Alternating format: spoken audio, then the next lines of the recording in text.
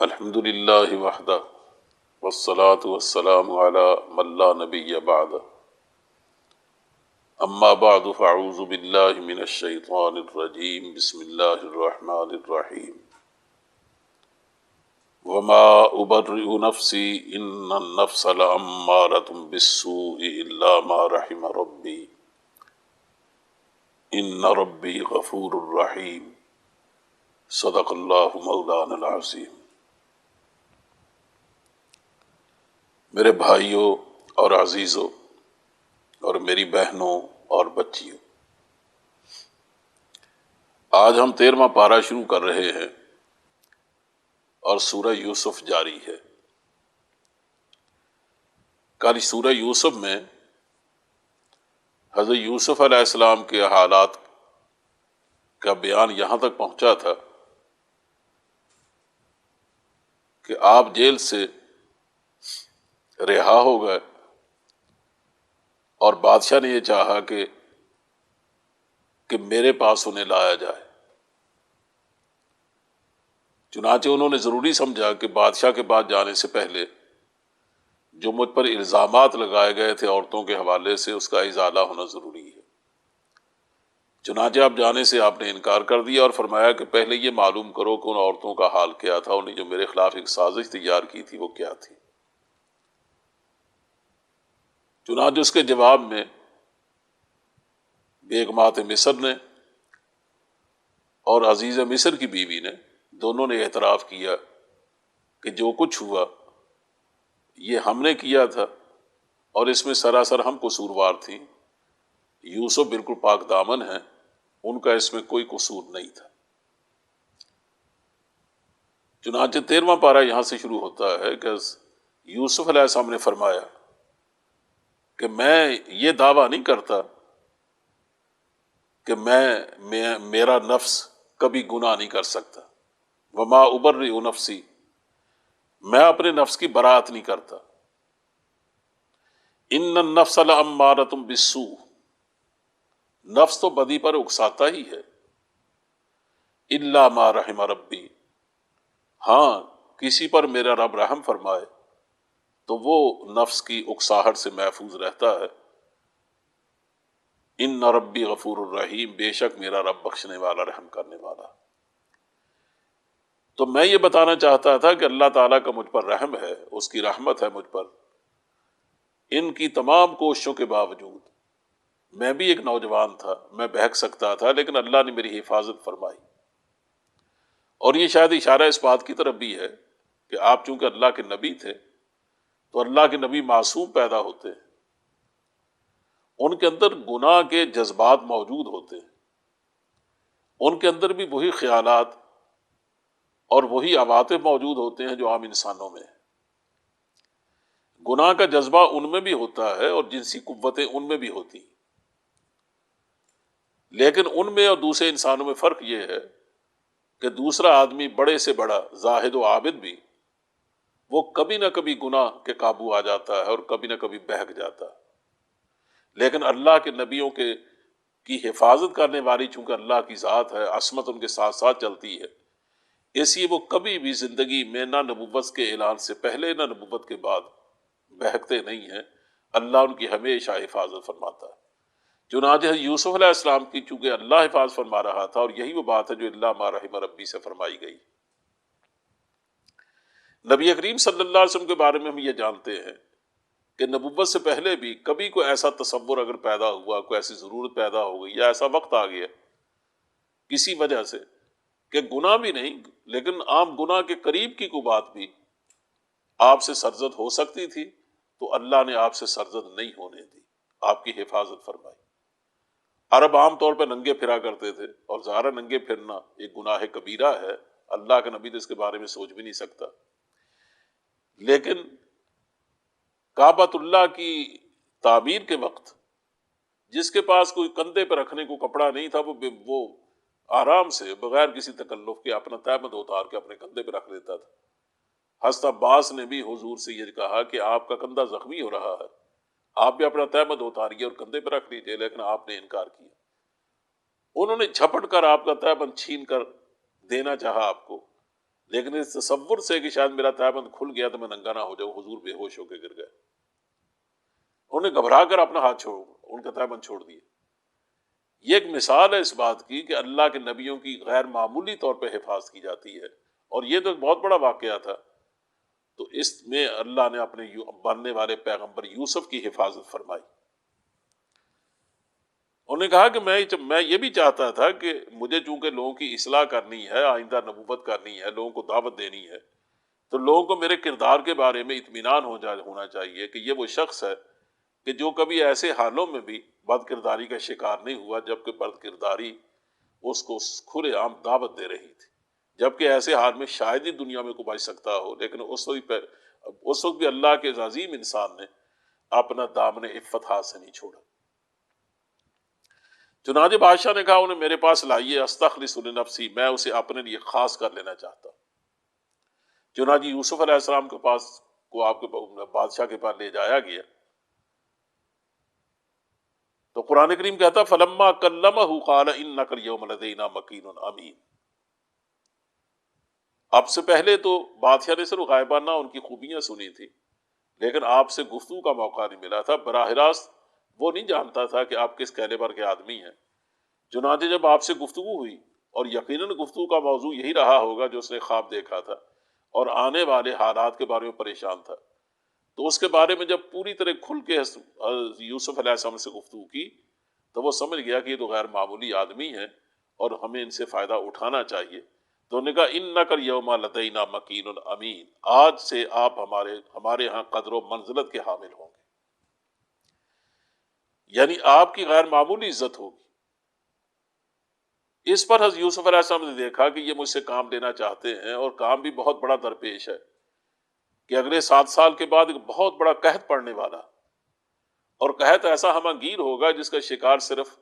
سرزمین مصر ہی نہیں ہوگی بلکہ اس کے گرد و پیش کے علاقے، گرد و پیش کے ممالک بھی ہوں گے. تو اگر کوئی ملک کی یہ ثابت کر دے کہ وہ بہتر حالات رکھ سکتا ہے یا پیدا کر سکتا ہے تو دوسرے ملکوں کا بھی اس میں بھلا ہوگا. اس لیے آپ نے لوگوں کا بھلا دیکھ کر اور اس کو ایک دینی فریضہ سمجھ کر فرمایا کہ اجعلنی علی خزائن الارض، کہ ملک کے خزانے میرے سپرد کر دو. اگر آپ چاہتے ہیں کہ مجھ سے کام لینا تو پھر ملک کے خزانے میرے سپرد کر دیجئے، اس لیے کہ میں حفاظت کرنے والا بھی ہوں اور علم بھی رکھتا ہوں. انی حفیظ علیم، کہ میں ملکی وسائل کی حفاظت کرنا بھی جانتا ہوں اور ملکی وسائل کا استعمال بھی جانتا ہوں. میں انسانوں سے کام لینا بھی جانتا ہوں. میں یہ بھی جانتا ہوں کہ ہمارے سامنے حالات کیا ہیں، اور میں یہ بھی جانتا ہوں کہ الجھے ہوئے حالات میں ان کا حل تلاش کرنا اور الجھے ہوئے حالات میں بہتر حالات پیدا کر دینا، میں ان چیزوں کو بھی سمجھتا ہوں. اس لیے اگر ملک کی بھلائی چاہتے ہو تو میرے سپرد اس کے وسائل کر دیے جائیں بلکہ اس کا اقتدار کر دیا جائے. اس سے بعض لوگوں کو یہ غلط فہمی ہوئی ہے کہ شاید حضرت یوسف علیہ السلام نے، یعنی 2-3 چیزیں ذہن میں آتی ہیں. ایک تو یہ کہ حضرت یوسف علیہ السلام نے جو مطالبہ کیا ہے وہ اس طرح کا جیسے کہا جائے کہ مجھے آپ وزارت خوراک دے دیں تاکہ میں ملک کو قحط سے بچاؤں. لیکن اگر یہ بات بھی ہے تو یہ بات تو ثابت ہو جاتی ہے نا کہ اگر آپ نے یہ بات کہی ہے تو آپ نے ایک کافر ملک میں ایک کافر سے، کافر نظام زندگی کے ماتحت رہ کر آپ نے یہ چاہا ہے کہ اس کا ایک عہدہ اور ایک ذمہ داری میرے سپرد کر دی جائے، جبکہ اللہ کا کوئی نبی بھی کافر طرز زندگی میں اور کافر نظام زندگی کا حصہ بننے کو کبھی تیار نہیں ہوتا. وہ تو ایک انقلاب کے لیے آتا. اسے صحیح بات یہ ہے کہ آپ نے جب یہ کہا تھا کہ مجھے یہ زمین کے خزانے میرے حوالے کر دو، اس کا مطلب یہ تھا کہ اس کا اقتدار میرے حوالے کر دو، کہ آپ اگر چاہیں بادشاہ پر رہنا تو آپ بادشاہ شوق سے رہیے، لیکن آپ آئینی سربراہ ہوں گے. آپ صرف تبرک کے طور پر بادشاہ ہوں گے لیکن اقتدار میرے ہاتھ میں ہوگا. آپ اس بات کی ضمانت دے دیجیے کہ آپ میرے کسی معاملے میں دخل نہیں دیں گے. اور دوسرا یہ کہ میں اس کے کلی نظام کو، اس کے پورے نظام زندگی کو، نظام سلطنت کو بدلنا چاہتا ہوں. صرف میں ایک اتنا کام نہیں کرنا چاہتا کہ ملک کو قحط سے بچاؤں، بلکہ اس کا قحط تو اصل میں اللہ کی طرف سے ناراضگی کا سبب ہے، اس لیے کہ اس کا جو کفر ہے اس کو ناراض کرنے والا، جب تک اس کو دور نہ کیا جائے اس کے حقیقی سبب کو تو ظاہر اس کا علاج نہیں ہو سکتا. اور یہی وہ بات ہے جو پہلی آسمانی کتابوں سے بھی معلوم ہوتی ہے، اور یہی وہ بات ہے جو قرآن کریم کے اشاروں سے بھی ہمیں سمجھ میں آتی ہے۔ اور اس کے بعد دیکھیے فرمایا وَكَذَلِكَ مَكَّنَّا لِيُوسُفَ فِي الْأَرْضِ، اس طرح ہم نے یوسف کو اقتدار بخشا اس زمین میں۔ اب مکنا کا جو لفظ ہے اس کا مطلب یہ نہیں ہے کہ ہم نے ان کے اقتدار کے تحت ان کو ایک عہدہ دلوا دیا، بلکہ اس کا صاف مطلب یہ ہے کہ آپ کو اقتدار دے دیا گیا اس ملک کا۔ اور پہلی آسمانی کتابوں میں ان کی تشریحات میں یہ باتیں ہمیں ملتی ہیں کہ وہ کہتے ہیں بادشاہ صرف برائے نام حکمران تھا، اصل حکمرانی حضرت یوسف علیہ السلام کی تھی۔ چنانچہ جب ان کے بھائی آئے ہیں تو انہوں نے واپس جا کر جو اپنے والد گرامی کو رپورٹ دی ہے، ان کو یہ تو نہیں معلوم تھا کہ وہ یوسف ہیں۔ وہ کہنے لگے کہ وہ جو بادشاہ ہے، وہ جو عزیز مصر، اصل میں ہر بڑے آدمی کو کہہ دیتے تھے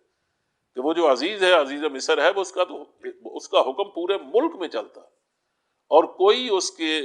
رائے کے خلاف، اس کی مرضی کے خلاف کوئی کام نہیں کر سکتا، تاکہ پتہ نہیں ہل سکتا۔ تو کہا اس طرح ہم نے یوسف علیہ السلام کو سرزمین مصر میں اقتدار دیا، یتبوأ منہا حیث یشاء، وہ مختار تھا کہ اس میں جہاں چاہے اپنی جگہ بنائے۔ نصیب برحمتنا من نشاء ولا نضیع اجر المحسنین، ہم اپنی رحمت سے جس کو چاہتے ہیں نوازتے ہیں، اور نیک لوگوں کا اجر ہمارے یہاں کبھی ضائع نہیں ہوتا۔ اس لیے اللہ تعالیٰ نے آپ کو اقتدار تک پہنچا دی، لیکن ساتھ ہی یہ بات فرمائی کہ اللہ کے نبیوں کی منزل صرف اقتدار نہیں ہوتی، بلکہ اقتدار کو آخرت کا ذریعہ بنانا مقصود ہوتا ہے۔ اس لیے فرمایا وَلَا أَجْرُ الْآخِرَةِ خَيْرٌ لِلَّذِينَ آمَنُوا وَكَانُوا يَتَّقُونَ، آخرت کا جو اجر ہے یہ وہ اصل میں سب سے بہتر ہے صاحب ایمان لوگوں کے لیے اور متقی لوگوں کے لیے۔ اور یہی ظاہرہ منزل حضرت یوسف علیہ السلام کی تھی، اور یہی منزل وہ اپنے دوسرے ساتھیوں کی اور جن لوگوں کی وہ اصلاح کرنا چاہتے تھے ان کی بنانا چاہتے تھے۔ اب اس کے بعد جو حالات شروع ہوئے ہیں وہ کئی سال بعد کے، درمیان میں ایک گیپ ہے، لیکن چونکہ قرآن کریم کی عادت ہے کہ وہ تاریخی واقعات نہیں بیان کرتا، تاریخی کتاب تو نہیں ہے، اس میں صرف اتنے واقعات کو بیان کرتا ہے جس سے نصیحت کرنا مقصود ہوتا ہے، جس سے بھلائی اور جس سے خیر خواہی یا جس سے اصلاح کا کام لینا مقصود ہوتا ہے۔ تو وہ ظاہر ہے کہ انڈرسٹوڈ چیزیں وہ خود بخود سمجھ میں آتی ہیں کہ اس کے بعد یوسف علیہ السلام نے چند سالوں میں ملک کے حالات پر اپنی گرفت مضبوط کی ہوگی، آپ نے وہ وسائل تمام اپنے قابو میں کیے ہوں گے جس سے آگے چل کر کام لیا جا سکتا ہے، آپ نے وہ تمام پالیسیاں بنائی ہوں گی جس سے ملک کو قحط سے بچایا جا سکتا ہے۔ چنانچہ یہ انتظامات جب ہو گئے تو پہلے 7 سالوں میں خواب کے مطابق واقعی ریل پیر رہی، عام خوشحالی رہی، فصلیں لہلہاتی رہی، اور ایک سے ایک بڑھ کر پھل ہر طرح کی کثرت دیتے رہے اور کوئی کسی چیز کی کمی نہ رہی۔ لیکن اس کے بعد وہ سال آئے، 7 سال کے بعد، کہ جن میں یہ خواب میں بتایا گیا تھا کہ قحط کا زمانہ شروع ہوگا، یعنی عام بارشیں رک جائیں گی، دریائے نیل خشک ہو جائے گا۔ یہی 2 ذریعے ہیں، وہ زرعی ملک ہے آج تک بھی مصر، تو اگر وہاں بارشیں نہ ہوں اور اس کے نتیجے میں اگر خشک ہو جائے دریائے نیل تو اس میں تو پھر راکھ اڑتی، تو قحط پیدا ہو جاتا۔ تو جب وہ سال آئے تو اس وقت ذرا عام جب ضرورت پیدا ہوئی کہ اس غلے کو بچا کے رکھا جائے تو معلوم ہوتا ہے گرد و پیش کے علاقوں میں بھی یہ قحط پھیلا۔ تو وہاں تو چونکہ کوئی انتظامات نہیں تھے، تو آپ کے جو والدین تھے، آپ کے بھائی تھے، وہ تو رہتے تھے فلسطین میں، تو اس کے اثرات وہاں بھی پہنچے، اور جو قریبی مالک تھے اس کے اثرات وہاں بھی پہنچے، اور ان کے پاس چونکہ اس کا کوئی انتظام نہیں تھا کہ انہوں نے اس سے پیش کی تیاری کر رکھی ہو، اس لیے معلوم ہوتا کہ حکومت مصر نے اس کا اعلان کر دیا کہ مصر کے اندر تو ایسی کوئی پابندی نہیں ہوگی، لیکن مصر کے باہر سے اگر کوئی لوگ غلہ لینا چاہیں تو ان کے لیے باقاعدہ معلوم ہوتا کو راشن مقرر کر دیا گیا، کوئی باقاعدہ ان کے لیے اس طرح کے کارڈ جاری کر دیے ہوں گے کہ ان کو اتنا مل سکتا ہے، وہ بھی ان خاص پابندیوں کے ساتھ، اور وہ بھی خرید کے لے جا سکتے ہیں۔ تو اسی سلسلے میں یوسف علیہ السلام کے بھائی بھی آئے، وَجَاءَ إِخْوَةُ يُوسُفَ فَدَخَلُوا عَلَيْهِ فَعَرَفَهُمْ وَهُمْ لَهُ مُنْكِرُونَ، وہ جب اپنے بھائی کے پاس پہنچے، یوسف علیہ السلام کے پاس، تو یوسف نے تو ان کو پہچان لیا، لیکن وہ آپ کو نہیں پہچان سکے، وہ بالکل ناشنا تھے آپ سے۔ ان کو کیا پتا، تصور بھی نہیں ہو سکتا تھا کہ جس اپنے نوخیز بھائی کو ہم نے کنویں کی نظر کیا تھا، آج وہ عزیز مصر ہوگا یا آج وہ بادشاہ ہوگا، حکمران ہوگا مصر کا۔ چنانچہ آپ نے حکم دیا، آپ کے حکم سے جب آپ کا سامان تیار کر دیا گیا، ان کو غلہ دے دیا گیا، تو پھر چلتے ہوئے جب وہ ملے ہوں گے آپ سے، تو آپ نے کہا کہ دیکھو اس دفعہ تو ہم نے تمہیں غلہ دے دیا، اور انہوں نے ساتھ یہ مطالبہ کیا ہوگا کہ ہمارے گھر میں ہمارا ایک چھوٹا بھائی بھی ہے، اس کا بھی غلہ دیجیے۔ کہا کہ جو آ نہیں سکتا نا، تو ہم اس دفعہ تو اس کا بھی غلہ تمہیں دے دیتے، لیکن تمہارا والد چلو بوڑھا ہے، وہ ایک مجبوری ہے، ان کا غلہ ہم دے رہے ہیں، لیکن آئندہ اگر تم بھائی کو ساتھ نہیں لاؤ گے تو میں نہ صرف کہ اس کا غلہ نہیں دوں گا بلکہ تمہیں بھی نہیں دوں گا، اور یہ بھی کہا کہ میں تمہاری شکل میں میرے قریب بھی نہ آنا۔ تو اس لیے ان کو کسی طریقے سے سمجھایا کہ قال اتونی باخ لکم من ابیکم، کہ تم اپنے سوتیلے بھائی کو اپنے باپ سے پوچھ کے ساتھ لے، یا اپنے سوتیلے بھائی کو لے کے آنا۔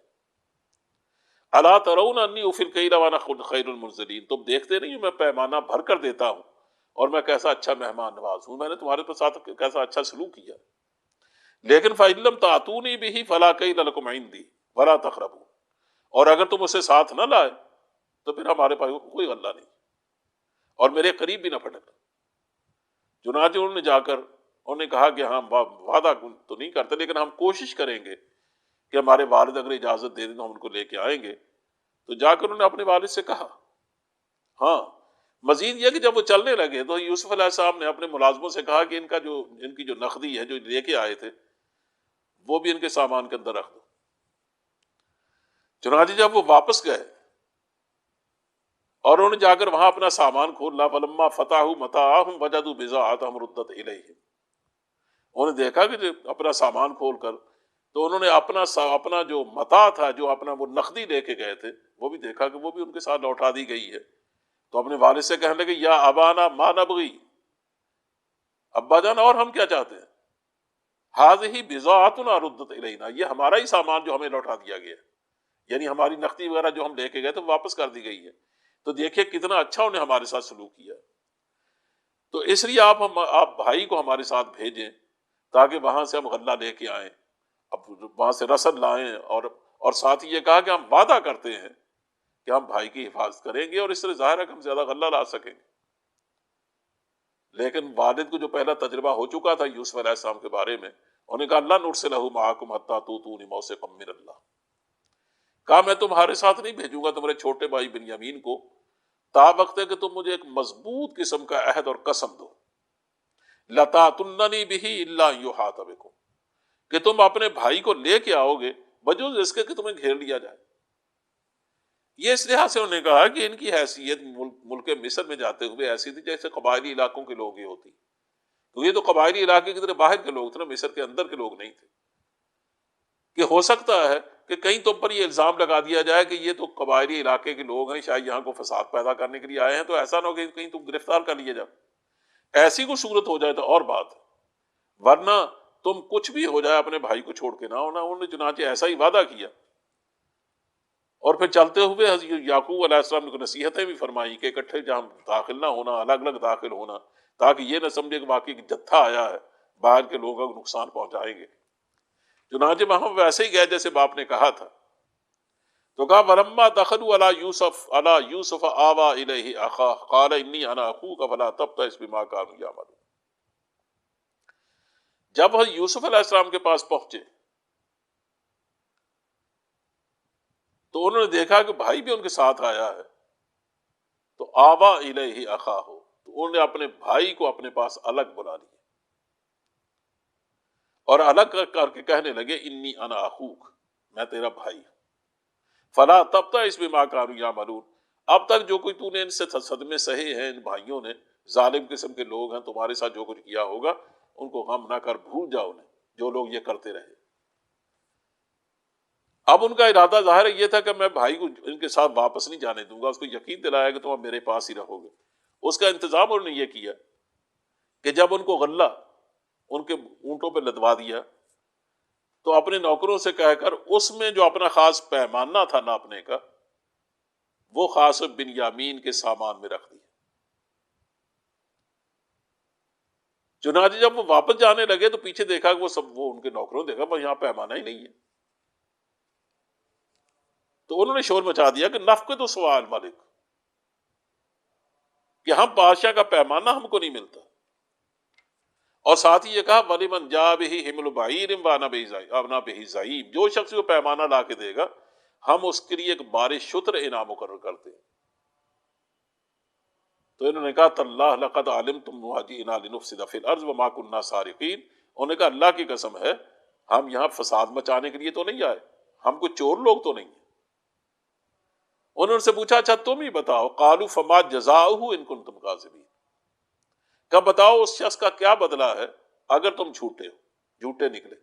تم میں سے کسی کے سامان میں وہ نکل آیا، بتاؤ اس کی سزا کیا ہوگی۔ قالوا جزاؤہ من وجد فی رحلہ فہو جزاؤہ، انہوں نے کہا اس کا بدلہ یہ ہے کہ جس کے سامان میں سے وہ نکلے وہ خود اس کا بدلہ، یعنی اس کو آپ قید کر لیجئے، اس کو غلام بنا لیجئے۔ کذالک نجزی الظالمین، کہا ہم اپنے یہاں ظالموں کو اسی طرح ظالموں کا یہی بدلہ دیتے ہیں، یعنی جس کی کوئی چوری کرتا ہے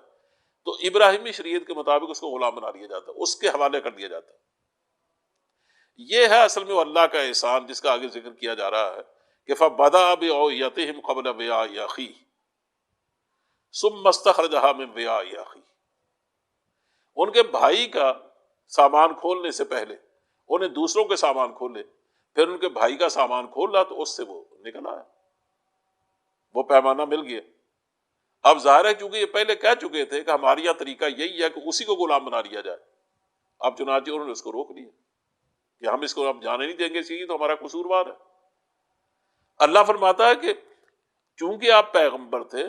آپ بادشاہ کے قانون کے مطابق کوئی کاروائی نہیں کرنا چاہتے تھے، وہ بھی اپنی ذاتی معاملات میں، اسی ہم نے ان کو یہ ترکیب بتائی، اور یہ ترکیب بھی دیکھیں بالکل انہی سے کہلوائی گئی کہ یہ ترکیب تو انہوں نے اپنے طور سے کی کہ وہ پیمانہ رکھ دیا، لیکن جب ان سے پوچھا جو اس کے سامان میں پیمانہ نکلے تو تم اس کی کیا سزا تجویز کرتے، انہوں نے کہا اسی کو رکھ لیجیے۔ یہ ان کا کہنا یہ اللہ کی جانب سے تھا، اور اس لیے اللہ نے مدد فرمائی یوسف علیہ السلام کی تاکہ ملکی قانون کا سہارا ان کو نہ لینا پڑے، چنانچہ اس طرح ان کو روک دیا گیا۔ جب یہ واپس پہنچے تو انہیں جا کر بتایا کہ ان پر تو چوری کا مقدمہ بن گیا ہے، اسی ان کو روک لیا گیا۔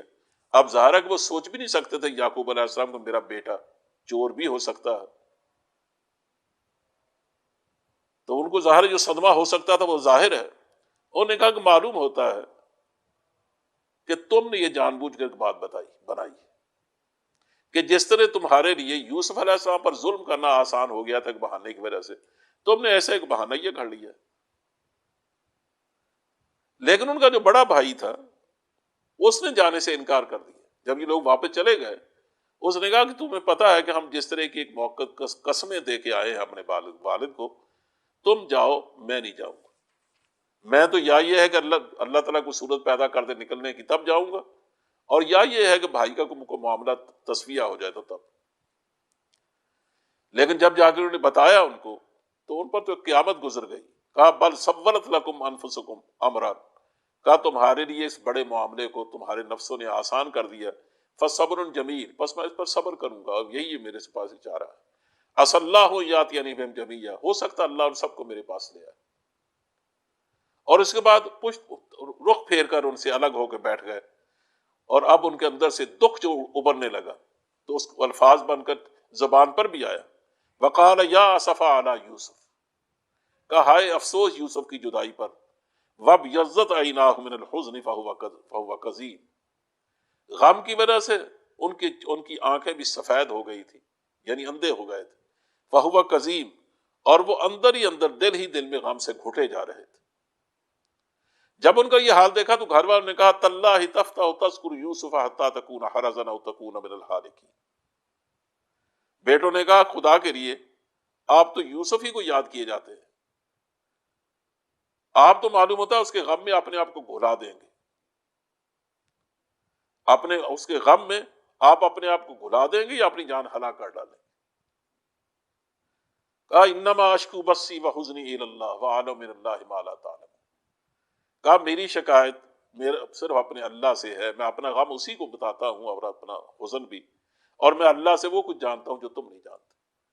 اور ساتھ یہ فرمایا یا بنی اذهبوا فتحسسوا من یوسف واخیہ ولا تیأسوا من روح اللہ، کہا بیٹا ایک دفعہ پھر جاؤ مصر اور وہاں جا کے تلاش کرو یوسف کو بھی اور اس کے بھائی کو، اللہ کی رحمت سے مایوس مت ہو، اللہ کی رحمت سے صرف کافر لوگ ہی مایوس ہوتے ہیں۔ چنانچہ دوبارہ یہ پھر گئے، فلما دخلوا علیہ قالوا یا ایھا العزیز مسنا واہلنا الضر وجئنا ببضاعۃ مزجاۃ فاوفنا الکیل۔ جا کر بتایا کہ ہمارے حالات وہاں بہت برے ہیں، قحط سالی نے ہماری جان نکال دی ہے، آپ ہمیں زیادہ سے زیادہ غلہ دیں، بلکہ جو زیادہ دیں گے وہ آپ کا صدقہ ہوگا، صدقہ کیجیے ہم پر، نیکی کریں۔ تب یوسف علیہ السلام نے کہا هل علمتم ما فعلتم بیوسف، تمہیں کچھ معلوم ہے تم نے یوسف سے کیا کیا تھا؟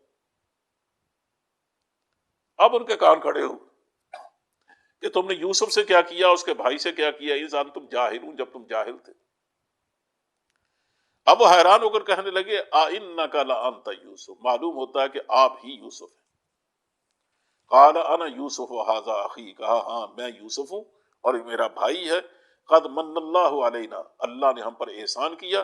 انہ من یتقی ویصبر فان اللہ لا یضیع اجر المحسنین، یہ ہے اصل و پتے کی بات کہ جو بھی اللہ کا تقوی اختیار کرتا ہے اور صبر کرتا ہے، اللہ اپنے ایسے محسن کو کے اجر کو کبھی ضائع نہیں کرتا۔ اب یہ سراپا ظاہر ہے کہ تقصیر تھے، سراپا نیاز تھے، معافیاں مانگ رہے تھے، کہنے لقد آثرک اللہ علینا وإن كنا لخاطئین، اللہ نے آپ کو ہم پر بڑا بنایا، آپ کو ترجیح دی ہے، ہم ہی خطا کار تھے۔ یوسف علیہ السلام نے کہا لا تثریب علیکم اليوم، آج تم پر کوئی گرفت نہیں ہوگی، اللہ تمہیں معاف کرے، وہ سب سے بڑا رحم کرنے والا ہے۔ جاؤ یہ میری قمیص لے دو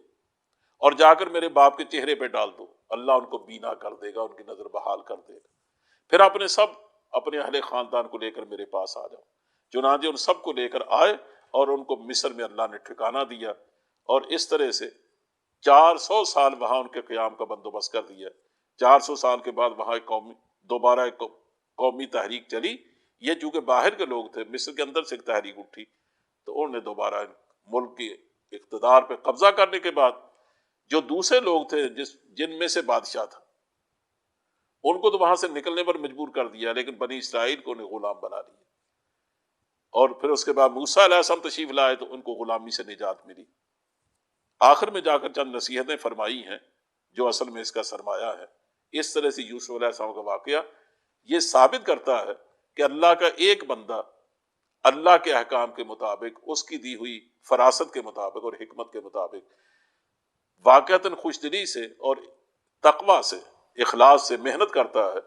تو اس کے نتیجے میں بھی کسی ملک میں انقلاب برپا ہو سکتا ہے۔ بسم اللہ الرحمن الرحیم۔ الف لام میم را تلک آیات الکتاب والذی انزل الیک من ربک الحق ولکن اکثر الناس لا یؤمنون۔ یہ سورۃ رعد ہے اور یہ بھی مکی ہے،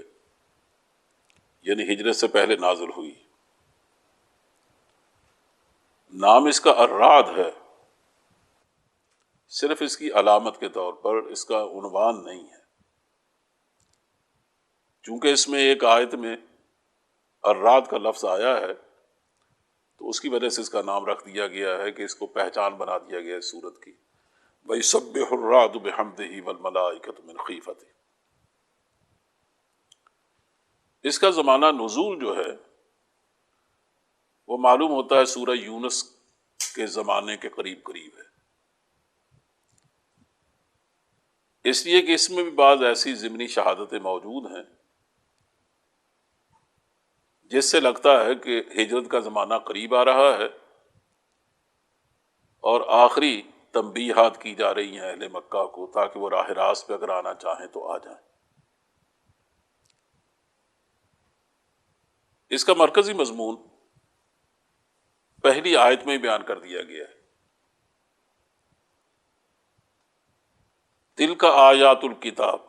یہ کتاب الہی کی آیات ہیں۔ والذی انزل الیک من ربک الحق، اور جو کوئی تمہارے رب کی طرف سے تم پر نازل کیا گیا ہے وہ عین حق ہے۔ ولکن اکثر الناس لا یؤمنون، لیکن اکثر لوگ اس پر ایمان نہیں لاتے، اس کو مانتے نہیں۔ اس کا مطلب یہ ہے کہ نبی کریم صلی اللہ علیہ وسلم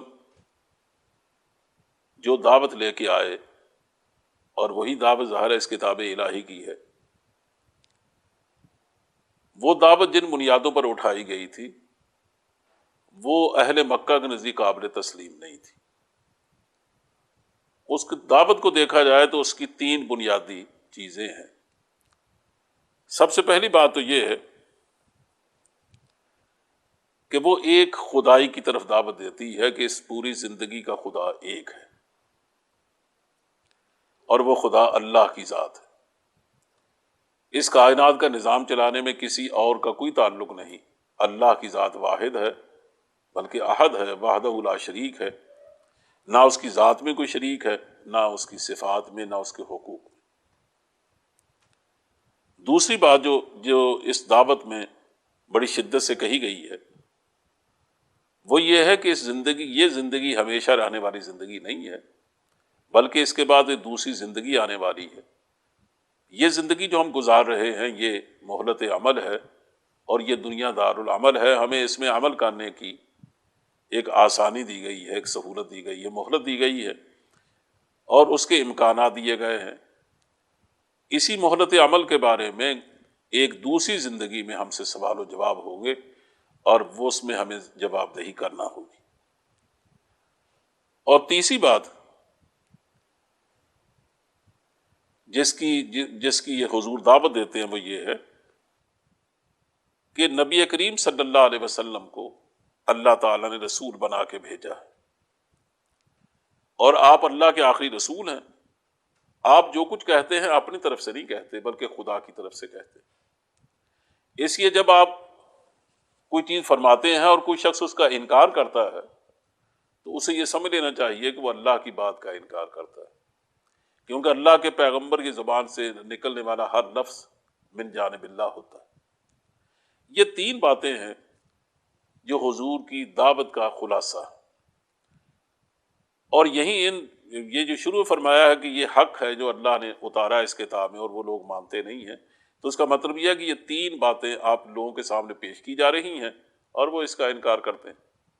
اب اس کے بعد اس پر دلائل دیے گئے کہ دیکھو، جہاں تک اس بات کا تعلق ہے کہ اس خدائی کا مالک صرف ایک ہے، وہ خداوند ذوالجلال ہے، اور ساری کائنات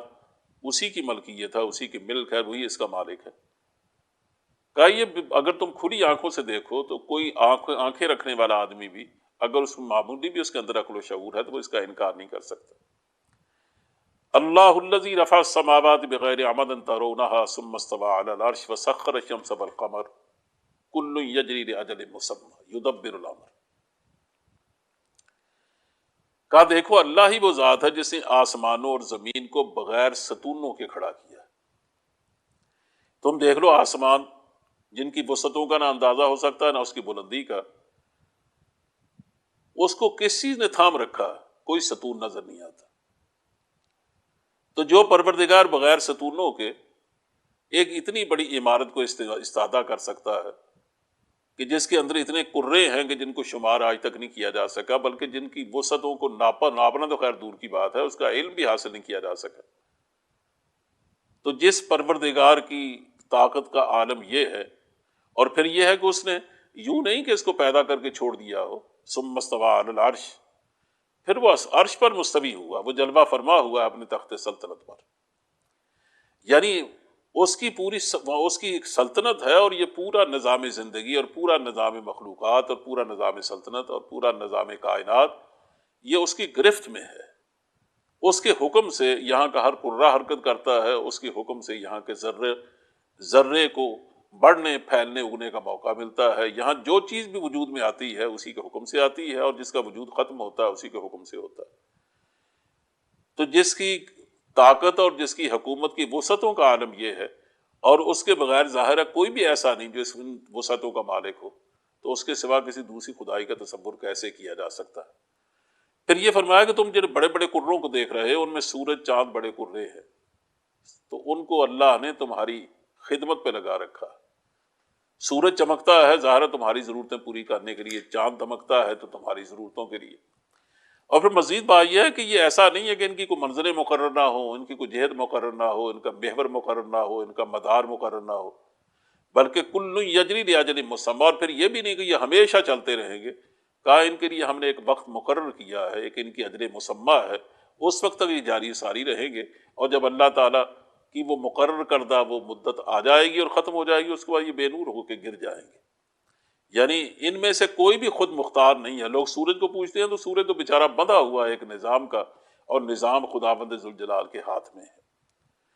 یدبر الامر، سارے کام کی تدبیر وہ کر رہا ہے تنہا، کوئی اس کا شریک نہیں ہے، بلکہ کوئی اس کو سوچ بھی نہیں سکتا کہ یہ پورے نظام کائنات کو چلانے والا کون اور کیسے چلا رہا ہے. تو قرآن کریم نے یہی وہ آیات ہیں، یہی وہ نشانیاں ہیں، یہی وہ دلائل ہیں، اس کو تفصیل سے بیان کیا ہے. تو تم اگر قرآن کریم کا انکار کرتے ہو، اس کا مطلب ان آیات سے انکار کرتے ہو. پھر فرمایا کہ چلو ان بڑے قروں کو تو چھوڑو، تم جس زمین پہ رہتے ہو، والذی مد الارض وجعل فیہا رواسیا وانہار، دیکھو زمین کو کس نے اس نے پھیلایا ہے کہ ہمارے لیٹنے، چلنے پھرنے اور یہاں سے غلہ اگانے کے اس کو قابل بنا دیا ہے. اس کو روکنے کے لیے کہ اس کو ہلنے نہ پائے، اس میں پہاڑوں کی میخیں گاڑ دی گئی. پھر حیرانی کی بات ہے کہ زمین میں بڑے بڑے سمندر اور بڑے بڑے دریا رواں کر دیے، اور پھر اسی زمین سے وہ پھل پھول پیدا کرتا ہے، اسی سے فصلیں لہلاتی ہیں، اسی میں رات بھی طلوع ہوتی ہے، اسی میں دن بھی طلوع ہوتا ہے. اور یہ ساری نشانیاں کس کی ہیں؟ اس بات کی کہ کوئی تو ہے نا اس کے پیچھے یہ سب کچھ کر رہا ہے. یعنی جب زمین کو کسی نے تھاما ہوا ہے، کسی نے پہاڑوں کو استادہ کر رکھا ہے، کوئی تو ہے جو پھلوں کو زندگی دیتا ہے، کوئی ہے جس نے زمین میں قوت روئیدگی رکھی ہے. کوئی اپنے آپ تو یہ کچھ بھی نہیں ہو رہا. کہا مزید حیرت کی بات دیکھو کہ اس زمین میں کتنے قطعات زمین ہیں جو ایک دوسرے کے قریب قریب، یعنی ایک بالکل متصل زمین ہے. اس میں کوئی ایسا نہیں، انقطاع نہیں پایا جاتا کہ یہ زمین کا ٹکڑا الگ ہے، وہ زمین کا ٹکڑا الگ ہے. ہر زمین دوسری زمین کے ساتھ پیوست ہے، کھیت سے جڑا ہوا ہے، ایک ایک مرلہ دوسرے مرلے سے پیوست ہے. لیکن حیرانی کی بات یہ ہے کہ اس میں آپ مختلف قسم کے کا غلہ اگاتے ہیں وہ اگتا ہے، اس میں مختلف قسم کا پھل اگاتے ہیں اگتا ہے، اس میں باغات اگتے ہیں کھجوروں کے، انگوروں کے، اس میں کھیتیاں اگتی ہیں. وَنَخِيلٌ صِنْوَانٌ غَيْرُ صِنْوَانٍ يُسْقَىٰ بِمَاءٍ وَاحِدٍ. پھر اس میں کھجوریں ہیں جن کے بعض کھجوریں ایسی ہیں کہ ان کی ایک ہی جڑ ہے، ایک تنے سے پھوٹتی. یعنی کچھ کھجور کے درخت ایسے ہیں جو اکارے ہیں، اور کچھ ایسے ہیں جو دورے ہیں. اور حیرانی کی بات ہے ان کو ایک ہی طرح کے پانی سے سیراب کیا جاتا ہے، لیکن جب ان کا تم رنگ و روپ دیکھتے ہو وہ الگ الگ ہے، ان کا مزہ دیکھتے ہو تو وہ ایک دوسرے سے مختلف ہے. آخر یہ کیا ہے؟ کب مزے میں ہم کسی کو وَنُفَضِّلُ بَعْضَهَا عَلَىٰ بَعْضٍ فِي الْعُقُولِ، ہم نے مزے میں ایک کو دوسرے پر فضیلت دے رکھی ہے. ان فی ذلک لآیات لقوم یعقلون، ان سب چیزوں میں بہت سی نشانیاں ہیں ان لوگوں کے لیے جو عقل سے کام لیتے ہیں. اقبال نے انہی چیزوں کو اپنے انداز میں بیان کرتے ہوئے اور بڑے خوبصورت پیرائے میں کہا تھا کہ پالتا ہے بیج کو مٹی کی تاریکی میں کون، اور کون دریاؤں کی موجوں سے اٹھاتا ہے سحاب. کون لایا کھینچ کر پچھم سے بادے سازگار، خاک یہ کس کی ہے، کس کا ہے یہ نور آفتاب، اور کس نے بھر دی موتیوں سے خوشائے گندم کی جیب، موسموں کو کس نے سکھلائی یہ خوب انقلاب. اب اگر یہ سب کچھ دیکھ کر بھی آدمی اس کے پیچھے اللہ کی ذات کو نہیں دیکھتا، اس کی قدرت کو نظر نہیں آتی، تو پھر ظاہر ہے کہ اس اندھے پن کا تو کوئی علاج نہیں، بے بصیرتی کا تو کوئی بھی علاج نہیں. اسی اقبال نے کہا تھا کہ دل کا نور کر خدا سے طلب، آنکھ کا نور دل کا نور نہیں. اگر آدمی کا دل ہی بے نور ہے تو آنکھ کا نور تو ظاہر ہے اس کا متبادل نہیں ہو سکتا. یہ ساری نعمتوں کا اللہ کائنات کی پروردگار نے اپنی مخلوقات کا، اپنی احسانات کا اور اپنی آیات کا ذکر فرمانے کے بعد ایک بات فرمائی ہے کہ تم بتاؤ اللہ نے انسان کو پیدا کیا، اس کے لیے بے شمار مخلوقات پیدا کی ہیں، اور بڑے بڑے قرے اس کی خدمت پہ تسخیر پہ لگا اس کے لیے مسخر کر دیے گئے ہیں. تو سوال یہ ہے کہ یہ سب کچھ ایسے ہی پیدا کر دیا گیا ہے بغیر کسی مقصد کے. یعنی اللہ تعالیٰ یہ کو کھیل کھیل رہا ہے جیسے بچے گھروندے بناتے ہیں پھر اس کو توڑ دیتے. اللہ فرماتا ہے کہ ہم نے وَمَا خَلَقْنَا السَّمَاءَ وَالْأَرْضَ وَمَا بَيْنَهُمَا إِلَّا بِالْحَقِّ، ہم نے کھیلتے ہوئے چیزیں پیدا نہیں کی، ہر چیز ایک حقیقت کے ساتھ، حق کے ساتھ پیدا کی. تو انسان جو گلے سرسبد ہے اس کائنات کا، تو کیا مطلب ہے اس کو اللہ نے بغیر کسی مقصد زندگی. دیکھیں نا، یہ تو ہمیں سمجھ میں آتا ہے کہ حیوانات اس لیے پیدا کیے گئے تاکہ اس کا گوشت انسان کھائے، درخت اس لیے پیدا کیے تاکہ اس کے سائے میں انسان بیٹھے، اس کو پھل اس لیے دیے تاکہ انسان اس کے پھلوں سے فائدہ محظوظ ہو. یہ فصلیں اس لیے لہا رہی ہیں تاکہ ہم اس غلے سے اپنی غذائی ضرورتیں پوری کریں. پانی کے چشمے ابل رہے ہیں، دریا بہہ رہے ہیں تک کیونکہ پانی ہماری ضرورت ہے. یہ چیزیں سمجھ میں آتی ہیں کہ یہ ایک ایک چیز ہمارے لیے ہے، لیکن سوال یہ ہے کہ ہم کس کے لیے ہیں؟ ہمارا کوئی مصرف نہیں ہے۔ اس کا مطلب یہ ہماری زندگی کا بھی ایک مقصد ہے۔ اب وہ مقصد کیا ہے، وہ مقصد کس طرح پورا ہو سکتا ہے، اس مقصد کی تفصیلات کیا ہے، یہی وہ چیز ہے جس کے لیے اللہ کے رسول دنیا میں آتے ہیں، یہی بتانے کے لیے۔ پھر یہ ہے کہ یہ جو مقصد زندگی دیا گیا ہے اور یہ جو بے شمار نعمتیں دے دی گئی ہیں، اور کتنی نعمتوں پر اللہ نے حقوق ملکیت تک دے دیے ہیں اور حاکمیت کا حق دے دیا انسان کو، بلکہ اس زمین پر اس کو خلافت کا تاج پہنایا گیا ہے، اس کو اقتدار بخشا گیا ہے اس زمین پر۔ تو کیا یہ سب کچھ اس بخشا گیا ہے لیکن اس کے بارے میں پوچھ گچھ کبھی نہیں ہوگی؟ یہ اس کا مطلب یہ ہے کہ پھر اندھے راجے کی اندھی نگری ہے کہ اس نے جس کے جو کسی کا قابو آیا وہ اپنی من مرضی کر رہا ہے۔ ایک منظم سلطنت، اس میں تو کبھی ایسا نہیں ہوتا کہ کسی صوبے کا صوبے داری خود مختار ہو جائے۔ اگر ہو جائے تو ظاہر ہے وہاں بغاوت پھوٹ پڑتی ہے اور یا پھر اس کو گرفتار کر لیا جاتا ہے۔ اگر یہ کسی بھی منظم حکومت میں، کسی باقاعدہ سلطنت میں یہ ممکن نہیں ہے، تو اللہ کی وہ سلطنت جس میں ایک ذرہ بھی اس کے حکم کے بغیر سر نہیں ہلا سکتا اور ایک دانہ بھی پھوٹ نہیں سکتا، ایک گٹھلی پھٹ نہیں سکتی، کوئی ایک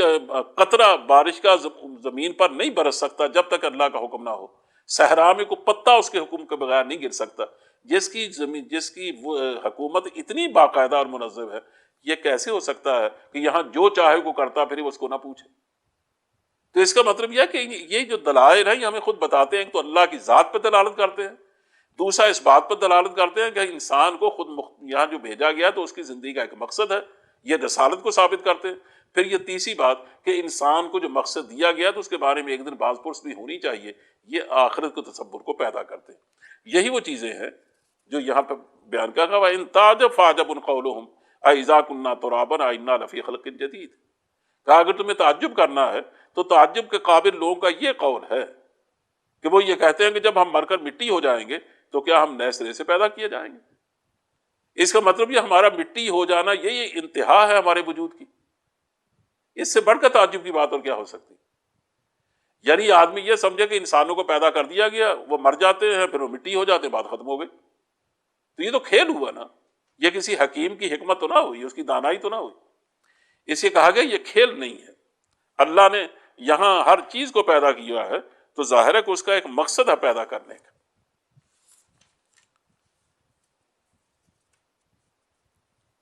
یہ الگ بات ہے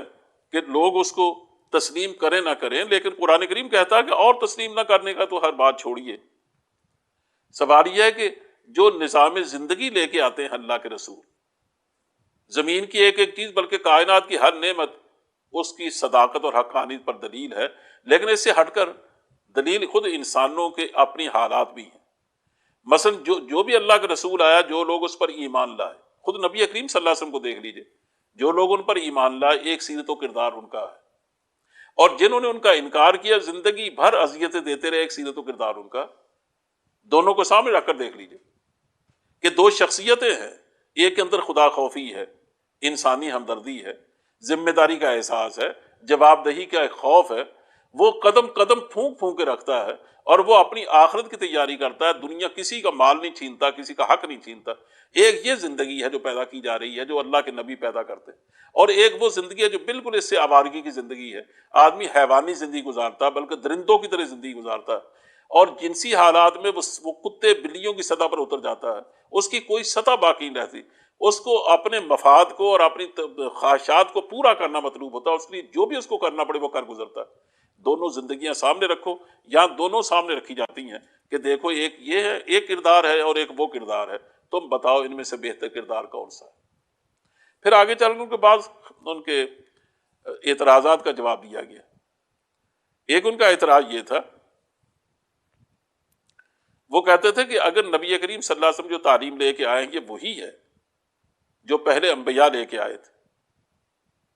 تو پھر سوال یہ ہے کہ اس کو سارے اہل کتاب مان کیوں نہیں لیتے؟ تعلیم تو وہی ہے، تو مانتے کیوں نہیں؟ اس کے جواب میں فرمایا گیا کہ وَمِنَ الْأَحْزَابِ مَن يُنْكِرُ بَعْضَ قُلْ إِنَّمَا أُمِرْتُ أَنْ أَعْبُدَ اللَّهَ وَلَا أُشْرِكَ بِهِ إِلَيْهِ أَدْعُو وَإِلَيْهِ مَآبِ۔ کہا خود اہل کتاب میں سے بھی تو ایسے لوگ موجود ہیں جو اپنی کتاب کی تعلیمات کو تسلیم نہیں کرتے، حالانکہ وہ اہل کتاب اپنے آپ کو کہتے ہیں۔ تو اس کا مطلب یہ جو بگڑ گیا آدمی جو اپنی کتابوں کی اصل تعلیم سے برگشتہ ہو گیا، وہ ظاہر ہے اس کتاب کو کیوں مانے گا؟ تو جو لوگ ان میں متقی لوگ ہیں، جو واقعی اپنی کتاب کو حقیقت میں تسلیم کرتے ہیں، وہ اس کا انکار کبھی نہیں کرتے.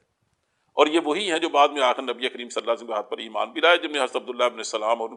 ان جیسے بہت سے لوگ موجود تھے. اسے وہ دوسرا اعتراض کرتے تھے کہ دیکھو تم کہتے ہیں کہ نبی معصوم ہوتا ہے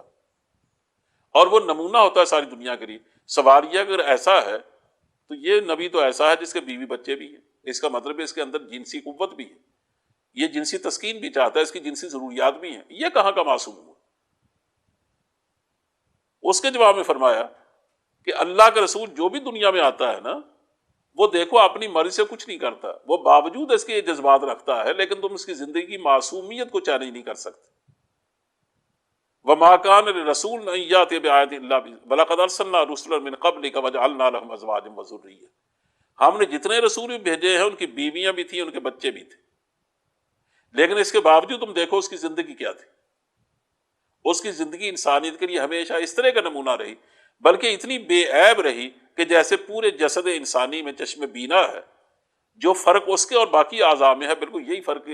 باقی انسانوں میں اور اللہ کے نبی میں ہوتا ہے. یہ بھی وہ اعتراض کرتے تھے کہ اگر یہ کتاب اللہ کی طرف سے آئی جیسے باقی کتابیں آئی تھیں،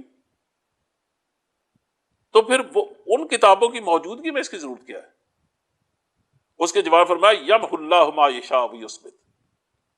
ایک تو اس کی ضرورت اس لیے ہے کہ یہ اللہ ہی کی طرف سے ساری کتابیں آئی ہیں، اور اللہ کو اس بات کا اختیار ہے کہ وہ اپنے احکام جو چاہتا ہے جب چاہتا ہے زمانے کی ہزار گردشوں کے بعد ان میں سے تبدیلی کر دیتا ہے، ان کسی کو مٹا دیتا ہے، کسی کو باقی رکھتا ہے. اس یہ پہلی کتابیں اگر اس نے ان منسوخ کر دی تو اس کا اختیار ہے، یمحو اللہ ما یشاء ویثبت. اور دوسرا یہ ہے کہ وہ تحریف کی نظر ہو گئی، کیونکہ اللہ نے یہ وعدہ کبھی نہیں فرمایا تھا کہ میں ان کو تحریف نہیں ہونے دوں گا. وہ ایک ضرورت کے تحت آئی، ایک مقررہ وقت کے تحت آئی، اور جب وہ وقت گزر گیا اب ان کی ضرورت نہیں تو حفاظ بھی نہیں ہو سکی. لیکن یہ وہ کتاب ہے جس کی حیثیت یہ ہے کہ عندہ ام الکتاب. یہ ام الکتاب، ام الکتاب وہ چیز ہوتی ہے کہ جس کے نیچے اس کے توابع ہوں، وہ سب کی نگرانی کرے، سب کا اصل مرجع وہ ہو، ہر ضرورت کے تحت اس کی طرف دیکھا جائے. اصل حیثیت اس کتاب کی ہے کہ ان کتابوں کو نہیں بلکہ اب ان کتابوں کو بھی جانچنے کے لیے اس کو دیکھا جائے گا کہ یہ کس بات کی تصدیق کرتی ہے اور کس کی تصدیق نہیں کرتی. آخر میں فرمایا کہ آپ پریشان نہ ہوں. وَيَقُولُ الَّذِينَ كَفَرُوا لَسْتَ مُرْسَلًا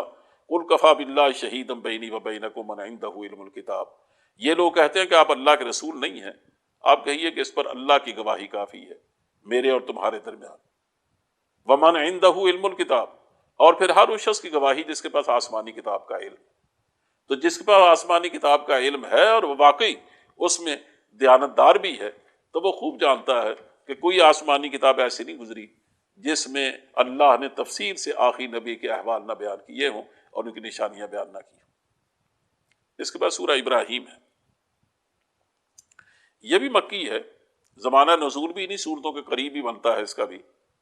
اور مرکزی مضمون بھی اس کا وہی ہے جو صورت عام طور مکی صورتوں کا ہوتا ہے. وہی 3 باتیں جو میں پہلے ابھی کہہ چکا ہوں وہی اس کا مرکزی مضمون کی حیثیت رکھتی ہیں. لیکن یہ ہے کہ اس میں نبی کریم صلی اللہ علیہ وسلم کی رسالت پر زیادہ زور دیا گیا ہے، اور اس میں دلائل کم ہیں لیکن تب بھی اس میں زیادہ ہے. یعنی ایسا لگتا ہے جیسے آخری باتیں وارننگ کے انداز میں کہی جا رہی. کہا جا رہا ہے کہ الف لام را کتاب انزلناہ الیک لتخرج الناس من الظلمات الی النور بإذن ربهم الی صراط العزیز الحمید اللہ الذی لہ ما فی السماوات وما فی الارض. کہ یہ کتاب ہے جس کو ہم نے تمہاری طرف نازل کیا ہے، اے پیغمبر آپ کی طرف ہم نے اس کو نازل کیا ہے تاکہ آپ نکالیں لوگوں کو ظلمتوں سے نور کی طرف اپنے رب کے حکم سے. الی صراط العزیز الحمید، اس خدا کے راستے پر جو زبردست اور اپنی ذات میں محمود ہے اور زمین اور آسمان کی ساری موجودات کا وہ تنہا مالک ہے. اس کا مطلب یہ ہے کہ یہ اللہ نے اس کتاب کو اس لیے اتارا ہے کہ دنیا ظلمتوں میں گھر گئی ہے، فکری کجرویوں کا شکار ہو گئی. اب فکری روشنی مہیا کرنا اس کو نور کہتے ہیں. اللہ کے رسول صرف اس لیے نہیں آیا کہ تمہارے سامنے ایک عملی زندگی رکھے، بلکہ اس لیے بھی آیا ہے کہ قیامت تک آنے والی اب جو مخلوق ہے، قیامت تک آنے والا انسان وہ اصل میں علم کا انسان ہے، آئندہ کا آنے والا دور فکر کا دور ہوگا. تو یہ کتاب ایک فکری روشنی لے کے آئی ہے تاکہ انسانوں کی فکری کوتاہیوں کو، فکری کجرویوں کو، فکری نارسائیوں کو دور کرے اور اس کے بارے میں واضح طور پر ان کو وہ طریقے زندگی بتائے جو آئندہ ان کے کام آ سکتا ہے، اور ان کے سامنے یہ بات کھول لے کہ تم دیکھنا اس اللہ کی سلطنت کے بارے میں کسی غلط فہمی میں مبتلا نہ ہونا، اس کا حقیقی مالک اللہ ہے. جب تم اس بارے میں غلط کر جاتے ہو تو یہیں آ کر معاملہ خراب ہوتا ہے. اور پھر یہ بھی فرمایا کہ یہ ہم نے بظاہر اس اللہ کے نبی کو، اپنے نبی کو بھیجا تو عربوں میں ہے، لیکن اس کا مطلب یہ نہیں ہے کہ ان کی نبوت اور رسالت صرف عربوں کی حد تک ہے. ان کو ہم نے عربوں میں اس لیے بھیجا کہ وہ ان کے پہلے مخاطب ہیں، اور جن کی طرف براہ راست نبی مبعوث ہوتا ہے ان کو بنیادی بیس بنا کر اور ہراول دستہ بنا کر پھر وہ اپنی دعوت کو آگے پھیلاتا ہے. اور یہ کام ظاہر تنہا نبی کریم صلی اللہ علیہ وسلم نے کیا، باقی تو شاید اس کی کوئی مثال ملنا مشکل ہو. لیکن جس کی طرف وہ خود تشریف لاتا ہے، جو اس کا براہ راست جو اس کے کہنا چاہیے اس کے جو امت دعوت ہوتے ہیں، تو ظاہر ہے جو ان کی زبان ہے وہ اسی زبان کو بولے گا. کہا ہمارا یہ طریقہ رہا کہ وما ارسلنا من رسول الا بلسان قومہ لیبین لہم،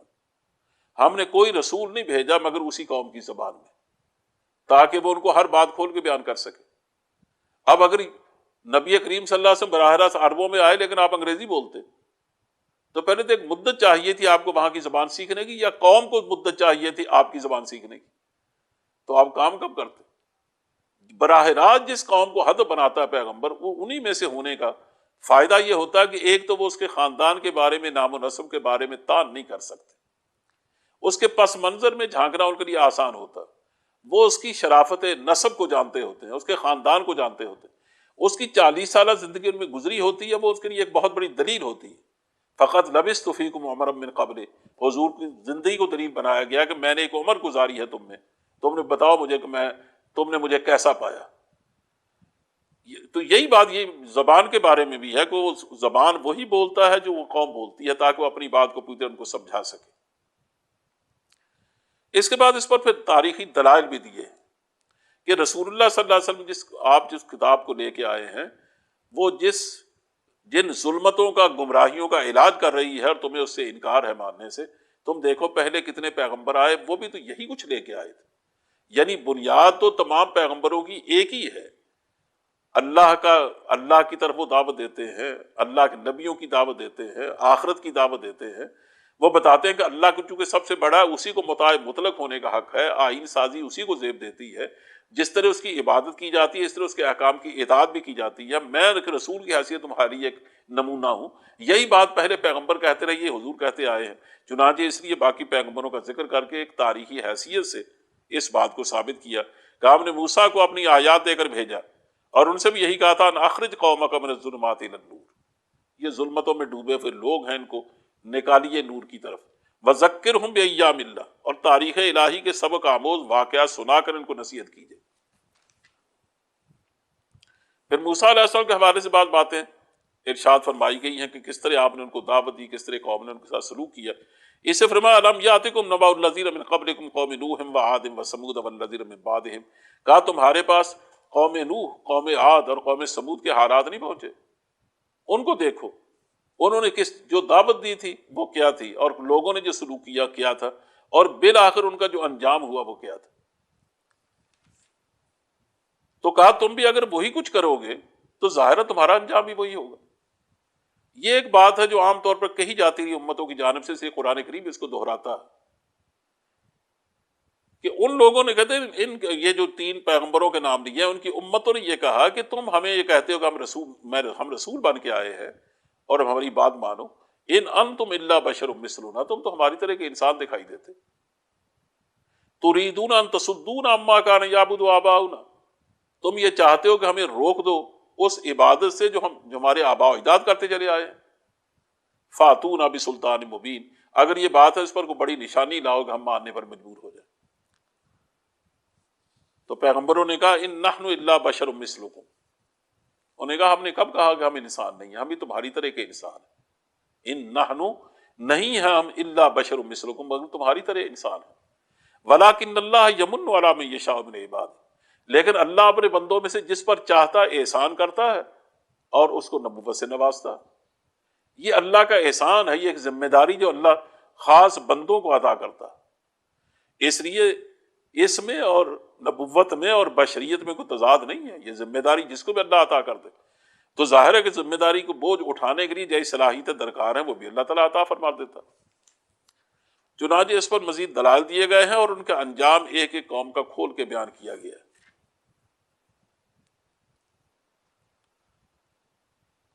ہاں، وَبَرَزُوا لِلَّهِ جَمِيعًا فَقَالُوا الضُّعَفَاءُ لِلَّذِينَ اسْتَكْبَرُوا إِنَّا كُنَّا لَكُمْ تَبَعًا فَهَلْ أَنْتُم مُغْنُونَ عَنَّا مِنْ عَذَابِ اللَّهِ مِنْ شَيْءٍ۔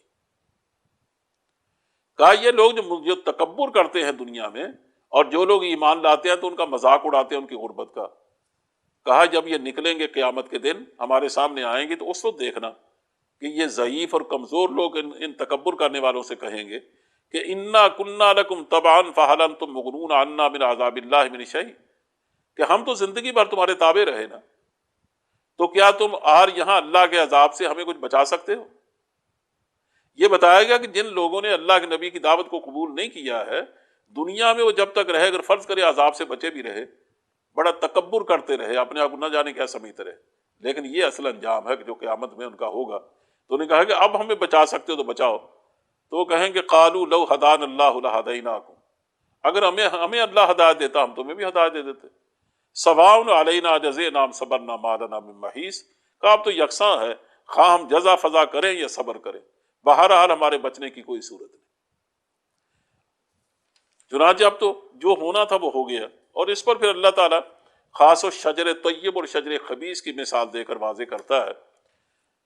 کہ انسانی زندگی میں جو برگوبار پیدا ہوتے ہیں وہ زندگی جس طرح کی ہوگی اس کے برگوبار اسی طرح کے پیدا ہوں گے، اس طرح کا معاشرہ وجود میں آئے گا۔